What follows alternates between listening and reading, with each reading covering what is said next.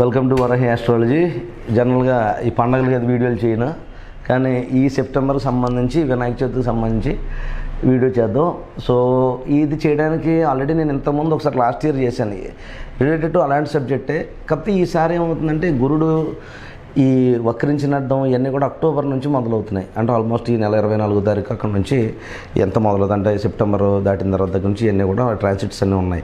అలాగే ఏలినైట్స్ అని ఇవన్నీ కూడా మీన రాశికి అది ఉన్నది. సో ఆ పర్టికులర్గా దానికి సంబంధించి ఈ వినాయక చవితికి ఎవరెవరు ఎలాంటి రెమెడీస్ చేసుకోవాలనే కాన్సెప్ట్ మీద వీడియో చేస్తున్నా. సో అందులో ఈ చూడండి, జాతకం చెప్పేటప్పుడు ఎప్పుడు కూడా మొట్టమొదటిగా తీసుకునేది మేషరాశి, పంచమంలోకి వచ్చేటప్పటికేమో సింహరాశి, 9కి వచ్చేటప్పటికేమో ఈ ధనుసు రాశిని తీసుకుంటాం.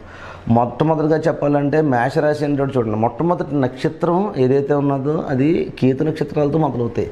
చూడండి, రాహుకేతులకు ఎప్పుడైనా ఇబ్బంది వచ్చినప్పుడు చాలామంది సర్పదోషాలని లేకపోతే అక్కడికని ఇక్కడికని వెళ్ళి మీరు ఈ దోషాలన్నీ తీసుకుంటూ ఉంటారు. మళ్ళీ ఎవ్రీ టైం ఏదో ఒక ఏమంటుందని ఒక ఈవెంట్ చేసినట్టుకుంటూ వెళ్ళిపోతూ ఉంటారు. సంవత్సరం చేసుకుంటే దాని ముందు చాలామందికి రిజల్ట్స్ కొంచెం మందికి ఉంటాయి, కొంచెం మందికి రిజల్ట్స్ ఉండవు. కానీ వినాయకుడిని ఎప్పుడైనా మీరు ట్రై చేసి చూడండి. అంటే 21 మంత్రాలు చదవండి, లేకపోతే వినాయకుడికి సంబంధించిన ఒక 21 రోజులు గుడికి వెళ్ళండి. ఇవన్నీ కూడా వినాయకుడు రిలేటెడ్ ఎప్పుడు కూడా సక్సెస్కి చిహ్నం కింద ఉంటాయి. అలాగే వినాయకుడు ఎప్పుడు కూడా సక్సెస్కి ఇది అవుతుంది అని చెప్పేసి కూడా మనం చెప్పుకుంటాం. విఘ్నాలు లేకుండా ఉంటాడు గట్టి వినాయకుడు అంటే విజయాన్ని ఇవ్వగలుగుతాడు గట్టి. సో ఈ సెప్టెంబర్ మాసంలో ఈ టైంలో 7వ తారీఖున వస్తుంది కాబట్టి జనరలైజ్డ్గా చేసుకోవాల్సిన రెమెడీస్ ఏంటంటే ఈ జ్యోతిష్యం అంతా కూడా 1వ నక్షత్రం అశ్విని నక్షత్రం, తర్వాత అంటే మొట్టమొదటి రాశిలో కేతు నక్షత్రాలతో మొదలవుతుంది. కేతు అంటే అక్కడ నుంచి మొదలు పెడతాడు, రియలైజేషన్ అని అర్థం అనమాట. రీస్టార్టింగ్ అంటాం కదా లైఫ్ని. సో రాహు అంటే కోరిక అని అర్థం. కోరిక లేకుండా జీవితం అనేది ఉండదు కదా. సో ఎప్పుడు కూడా ఏదో కోరిక రగులుతూ ఉంటుంది. రాహు జనరల్గా ఏంటంటే కోరికలు అంటే అక్కర్లేని కోరికలన్నీ తీసుకొచ్చేది రాహు అయితే, అలాంటి కోరికల్ని చెప్తే వినరు ఎవడోని. దాన్నే కర్మ అని చెప్తాం కదా. కర్మ అనేటప్పుడు ఏమవుతుందంటే టైమే సెట్ చేద్ది, కాలమే మారుతుంది. ఈ కాలమే మారుతుంది అనే మాట ఏదైతే ఉన్నదో that is what Ketu. Ketu brings realisation. నేను మొన్న ఏదో కామెంట్ చదివాను, ఏదో ఒక భాషలో చెప్పని చెప్పేసి పెట్టాడు మెసేజ్. చాలా మంచిదే, కానీ కొంచెం నాకు ఇంగ్లీష్ కూడా అలవాటు అవ్వడం. జనాలు ఈ మధ్యన అందరూ కూడా ఎడ్యుకేట్ అయ్యి ఉన్నారు కాబట్టి పెద్దగా ఏం ఫీల్ అవ్వరని నేను అనుకుంటున్నా. సో ఈ రియలైజేషన్ ప్రాసెస్కి సంబంధించి కేతు అంటే పనిష్మెంట్ ప్లానెట్స్ అని చెప్తాం. ఇప్పుడు చూడండి, శని ఎప్పుడు ఇబ్బంది పెడతాడని, లేకపోతే శని ఎప్పుడు డిలే చేస్తాడని, లేకపోతే రవి ఎక్కడైనా ఎవరైనా వేరే ప్లానెట్ ఏదైనా కంబస్ట్ అయితే అక్కడ ఇబ్బంది పడుతుందని చెప్పేసి, లేకపోతే రవితో ఏదైనా ప్లానెట్ క్లోజ్ అయినప్పుడు ఇబ్బంది అవుతుందని, ఇలా చాలా జాతకాలు చాలా రకాల దోషాలు ఉన్నాయి. వాటన్నిటినీ కూడా రియలైజేషన్ చేసేది ఇప్పుడు కూడా కేతు మహాదశ. కేతు కరెక్ట్గా ఉంటే జాతకంలో లాట్ ఆఫ్ మనీ ఉంటుంది, ముందు డబ్బు. కేతువు చూడండి, ఎప్పుడైనా కేతువుకి ఏదైనా జరిగిందంటే జ్యోతిష శాస్త్రంలో వినాయకుడిని పూజించమని ప్రత్యేకించి చెప్తారు. అందుకనే మొట్టమొదటి నక్షత్రం జాతకంలో అశ్విని నక్షత్రం అక్కడి నుంచి మొదలవుతుంది. అంటే అక్కడి నుంచి జన్మ ప్రారంభం అవుతుంది అని అర్థం. మళ్ళీ అక్కడి నుంచి ఉండే పంచమం అంటే పిల్లలు, లేకపోతే కనుక పూర్వజన్మలో చేసుకున్న పుణ్యం, ఇవన్నీ కూడా రవికి సంబంధించి ఉంటాయి. అంటే సింహరాశిలో మళ్ళీ మొట్టమొదటి నక్షత్రం మకా నక్షత్రం, ఇది కూడా కేతు నక్షత్రం. జీవిత ప్రారంభం అనేది ఇక్కడ మొదలవుతుంది. అంటే పూర్వజన్మలో చేసుకున్న సుకృతాలను బట్టి, ఆ పుణ్యాలను బట్టి మన జీవితం మళ్ళీ అశ్విని నక్షత్రం నుంచి మొదలైతే మళ్ళీ పంచమం అంటే పంచమం రాశి అనేటప్పటికీ మీకు మకా నక్షత్రంలో మళ్ళీ కూడా కేతు అనేది అవుతుంది. మళ్ళీ అక్కడి నుంచి మీరు చూస్తే మళ్ళీ తల్లిదండ్రులను ఎవరికి పుట్టాలా, ఇవన్నీ కూడా ఏంటంటే అదృష్టవశాత్తు జరగాల. లేకపోతే జీవితంలో మనకి ఎలాంటి గురువులు దొరుకుతారు, లేకపోతే గైడెన్స్ కానీ ఇలాంటి, లేకపోతే చదువుకు సంబంధించిన విషయాలు కానీ ఇలాంటి మంచి విషయాలన్నీ కూడా అదృష్టాన్ని బేసి ఉన్నాయన్నీ కూడా మళ్ళీ 9వ స్థానంలో ధనుసు రాశి నుంచి ఉంటాయి. ధనుసు రాశిలో మళ్ళీ కేతు నక్షత్రం ఏంటి, మూల నక్షత్రం. అంటే ఫస్ట్ది అశ్విని, మక, మూల, ఈ మూడిటి ట్రయాంగిల్స్లోనే మీరు చూడండి ఎప్పుడు కూడా పంచం 5 రాశులకి కేతు నక్షత్రాలు పడతాయి. 9 నక్షత్రం తర్వాత వచ్చేది కూడా కేతువే. సో చాలా ఇంపాక్ట్ ఉంటుంది. చూడండి, నెంబర్ 9 అని, నెంబర్ 1 అని చాలామంది అలా న్యూమరాలజికల్గా వెళ్తూ ఉంటారు. సో కేతు ఇంపాక్టెడ్ చాలాగా ఉంటుంది. నేను చెప్పేది ఏంటంటే ఈ వీడియో మొత్తానికి కూడా వినాయక చవితికి సంబంధించి ప్రత్యేకించి చూడండి. ఇప్పుడు ఏలినట్స్ అంటే అర్థం ఏంటి? ఏలినట్స్ అంటే మీనరాశి వాళ్ళు ఏం చేస్తారు, అయ్యో ఏలినట్స్ అని ఏదో అయిపోతుంది. అసలు ఏలినట్స్ అంటే ఏమవుతుంది? ఏలినట్స్ అంటే శని యొక్క దృష్టి ఎక్కడ పడుతుంది, తృతీయ దృష్టి వచ్చి మేషం మీద పడుతుంది. అంటే మీనరాశి నుంచి తీసుకుంటే ధన కుటుంబ స్థానాల మీద పడుతుంది. అంటే ఈ ఏలినట్స్ అంతా కూడా ధనం మీద పర్టికులర్గా, అలాగంటే 12వ స్థానంలో ఉన్నాడు కాబట్టి శని మనం అక్కడి నుంచి ఏలినట్స్ అని చెప్పుకుంటాం.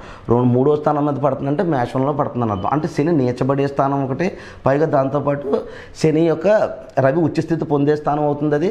అలాగే దాంతోపాటు అది మేషానికి సంబంధించి మీనరాశి వాళ్ళకి, మీనరాశి వాళ్ళకి చెప్తున్నాను సమ, రాశి లగ్నం వాళ్ళకి 2వ స్థానం అవుతుంది, మేషం అవుతుంది. సో అంచేత దాని మీద శని దృష్టి పడినప్పుడు ఏమవుతుంది, శని ఏదన్నా చాలా లేటుగా ఇవ్వడం, ఇబ్బంది కలిగించడం, లేకపోతే ఇబ్బంది పెట్టడం ఈ రకంగా ఉంటుందన్నమాట.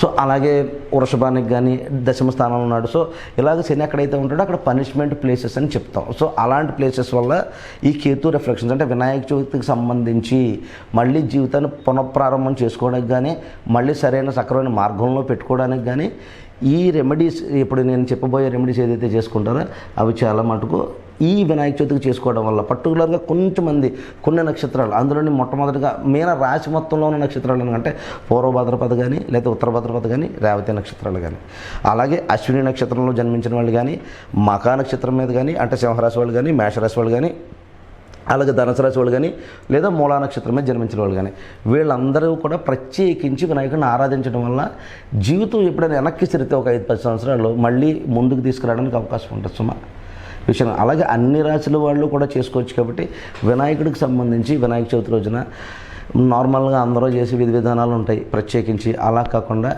ప్రత్యేకించి వినాయకుడికి ఈ 9 రోజులు కూడా నైవేద్యాన్ని ఇవ్వడం. అంటే ఏదో వినాయక చవితి వచ్చింది ఆ రోజున ఏవో పళ్ళు పూలు తెచ్చేసి అవి ఇవి కట్టేసి హడావడి చేసేసి టీవీల్లో వినేసి 4 డ్యాన్సులు వేసేసి పాటలు పెట్టి ఇదే వినాయక చవితి అనుకునే కన్నా అక్కడ ఈ 9 నవరాత్రులు ఉంటాయి. కాబట్టి దీనికి సంబంధించి 9 రోజులు కూడా అన్నదాన కార్యక్రమం చేయండి. ప్రత్యేకించి ఎవరు చేయాలో మీనరాశి వాళ్ళు.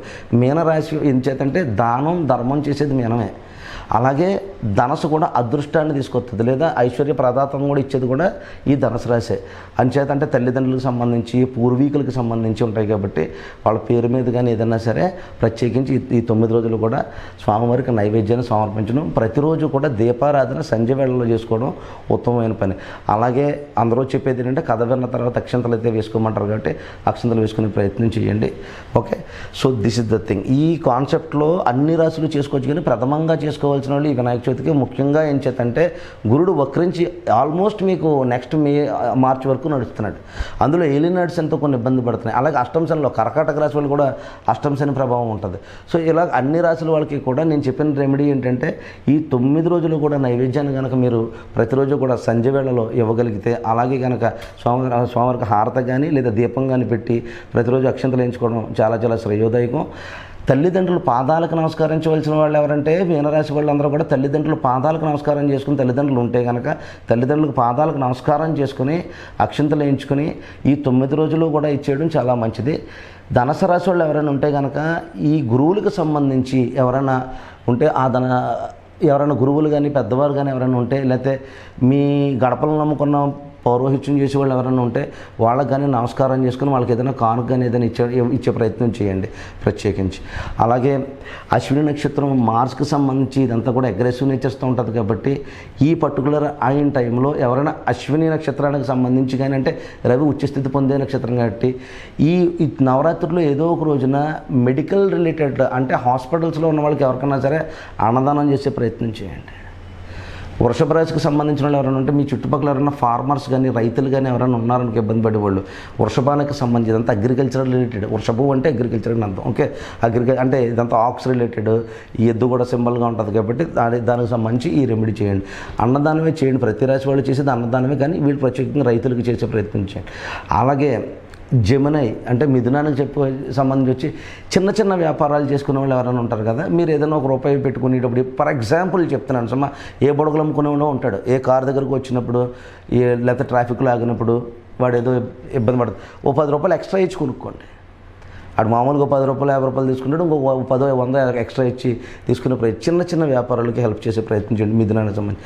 కర్కాటకానికి సంబంధించి ప్రత్యేకించి ఇంటికి ఆవు కానీ ఈ కుక్కలు కానీ అలాంటివి ఏదైనా వస్తే కనుక వాళ్ళ ఇంటిలో లేకపోతే ఇంటి ఆవరణకు సంబంధించి ఇది చేసే ప్రయత్నం. అష్టమంలో చిన్న నడుతున్నాడు కాబట్టి ఎవరన్నా బ్రాహ్మణులు ఎవరన్నా ఇంటికి వచ్చి భోజనం చేస్తారంటే ఈ నవరాత్రులు ఎవరికైనా భోజనం పెట్టే ప్రయత్నం చేయండి. అలాగే ఈ 9 రోజులు కూడా ఈ నైవేద్యాలు ఇచ్చే ప్రయత్నం చేయండి. అలాగే సింహరాశికి వచ్చేటప్పటికి ప్రత్యేకించి సింహరాశి అంటే ఫాదర్ రిలేటెడ్ ఈ కంటెంట్ అంతా ఉంటుంది. కాబట్టి రవి భగవానుడికి ప్రత్యేకించి రవికి ఉన్నటువంటి ఆలయానికి ఎక్కడికి వెళ్ళి సూర్యనారాయణ మూర్తి ఆలయానికి వెళ్ళి అక్కడ ఏదైనా దానం చేయడం కానీ అక్కడ ఎవరైనా పౌరోహిత్యం కానీ ఎవరైనా ఉంటే కనుక వాళ్ళకి ఏదైనా అన్నదానం చేసే ప్రయత్నం చేయండి. అలాగే 6th హౌస్కి వచ్చేటప్పటికి కన్యారాశి. ఈ కన్యారాశి యాక్చువల్గా ఈ ఫైనాన్స్ అండ్ అకౌంట్స్ రిలేటెడ్గా ఉంటుంది ఇదంతా. సో దీనికి సంబంధించి ఈ కన్యారాశికి చంద్రుడికి సంబంధించి, ఎందుకంటే ఇందులో హస్త చిత్త ఈ నక్షత్రాలు అన్నీ కూడా అందులో ఇది ఉంటాయి కాబట్టి ప్రత్యేకించి కన్యారాశికి వచ్చేటప్పటికి దేవాలయాల్లో మామూలుగా అన్నదానం చేస్తూ ఉంటారు కదా, అక్కడ డొనేషన్ ఇవ్వండి.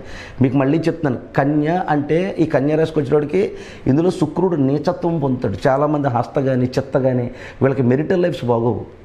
అలాగే మీనానికి కూడా శుక్రుడు అక్కడ ఉచ్చస్థితి పొందినా కూడా వాళ్ళకు కూడా మెరిటల్ లైఫ్ సక్రమంగా ఉండవు. ప్రత్యేకించి ఈ మీనం కానీ కన్య కానీ ప్రత్యేకించి చేసుకోవాల్సింది ఏంటంటే కనుక మీరు దేవాలయంలోకి వెళ్ళి అన్నదాన కౌంటర్ దగ్గర డొనేట్ చేయండి.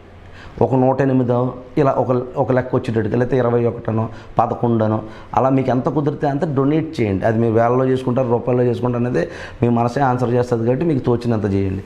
ఇకపోతే ఈ తులాకు వచ్చేటప్పటికి తులారాశి అంతా ఎలా ఉంటుందంటే ఫాదర్ డెబిలిటేషను, మామయ్యల దగ్గర పెరగడం, ఈ కైండ్ ఆఫ్ కాన్సెప్ట్లో ఉంటుంది.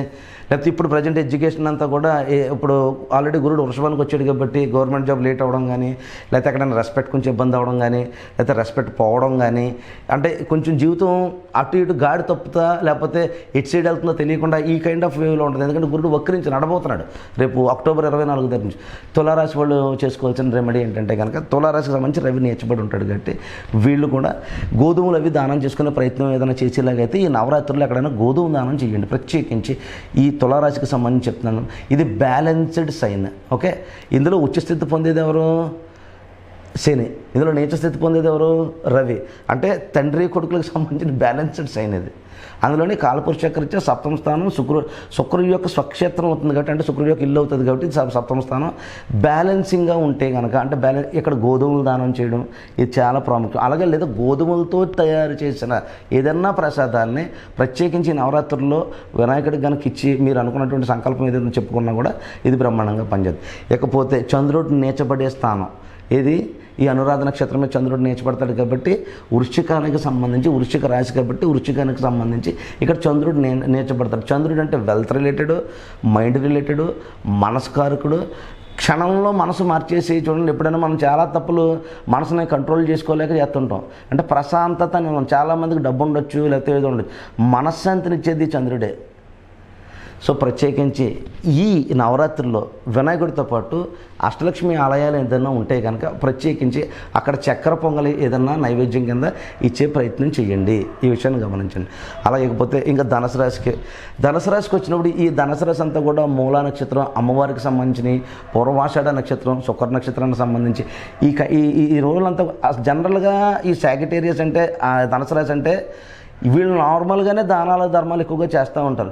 కానీ ఇక్కడ ఒక విషయాన్ని గుర్తుపెట్టుకోండి, ఈ ధనుసు రాశి వాళ్ళు ఎవరైతే గురువులు ఉన్నారో, పూర్వం లేకపోతే ఎవరైనా గురువులు కానీ ఎవరైనా ఉన్నా, లేకపోతే ఇంతకుముందు మీ ఇంటికి ఎవరైనా గురువులు వచ్చినా, లేకపోతే మీ నాన్నగారి దగ్గర నుంచి ఏదన్నా ఉన్నా, లేదంటే పలానా వాళ్ళు ఉండేవారా అని చెప్తారు కదా, అలాగా మర్చిపోయిన గురువులు ఎవరైనా ఉంటే వాళ్ళకి దానం కానీ ధర్మం కానీ చేసుకోవడం కానీ, లేకపోతే వాళ్ళకి కానుక రూపంలో ఏదైనా ఇవ్వడం కానీ చాలా శ్రేయోదాయకం.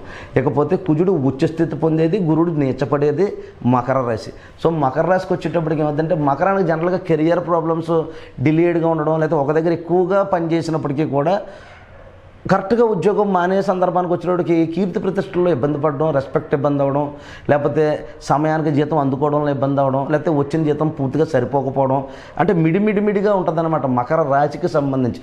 అందులో నేను ఇప్పుడు ఈ మాట అన్నాను కదని చెప్పేసి ఇప్పుడు పవన్ కళ్యాణ్ గారు ఇందులో ఉత్తరాషాఢ నక్షత్రానికి సంబంధించి ఉంటారు సుమా, అది కూడా ఈ రాశిలోనే ఉంటుంది.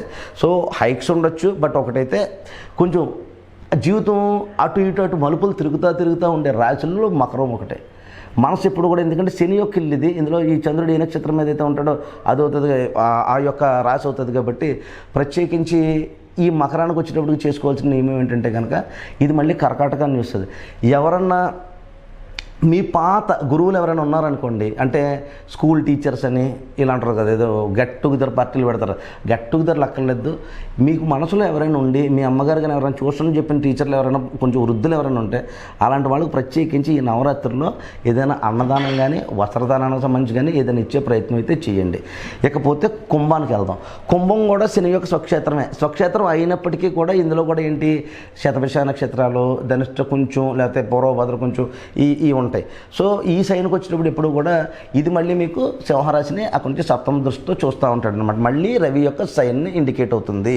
సో ఇక్కడ ఈ కుంభరాశికి సంబంధించి ప్రత్యేకించి దానం చేసుకోవాలనుకుంటే రాహువుకు సంబంధించిన ఈ గులాబ్ జామ్ కానీ లేదా రసగుల్లా కానీ స్వీట్ కంటెంట్ ఉన్నవి అని అర్థం సుమా.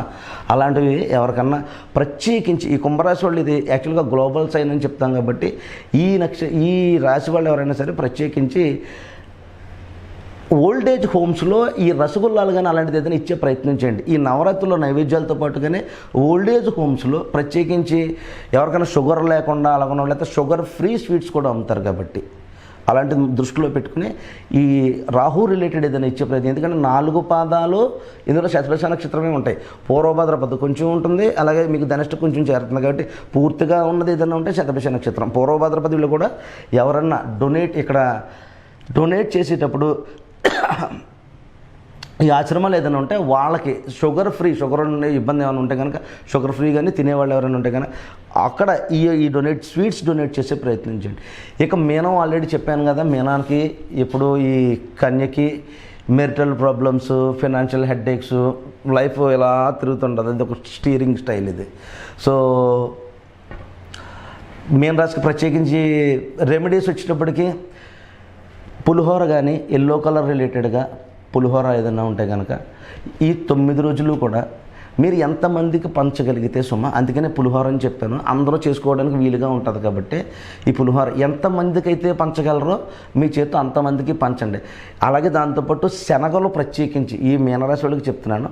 ఎందుకంటే ఇక్కడ శుక్రుడు ఉచ్చస్థితి పొందుతాడు, బుధుడు నీచస్థితి పొందుతాడు. సో 2 ఇట్స్ ఉంటాయి. పైగా ఇది గురుడు స్వక్షేత్రం. సో అంచేదంటే ఏదైనా శనగలు ఏదైనా ఉంటే కనుక ఈ 9 రోజులు కూడా ఈ స్వామివారి నైవేద్యం దగ్గర కొంచెం పెట్టి ఎవరికైనా పంచే ప్రయత్నం. ఎంతమందికి పంచగలిగితే మీనరాశికి అంత వెల్త్ అనేది జనరేట్ అవుతుంది. ఈ ఇందాక చెప్పినవన్నీ రెమెడీస్ కూడా వెల్త్ రిలేటెడ్ రెమెడీస్. ముందు మనశ్శాంతి ఉంటుంది, మనశ్శాంతి ఉంటే ఆటోమేటిక్గా డబ్బులు అయ్యి వస్తాయి. సో ఇది వీడియో బాగా లాంగ్ లెంత్ అయింది. సో మరొక వీడియోతో మళ్ళీ కలుద్దాం. సెలవు.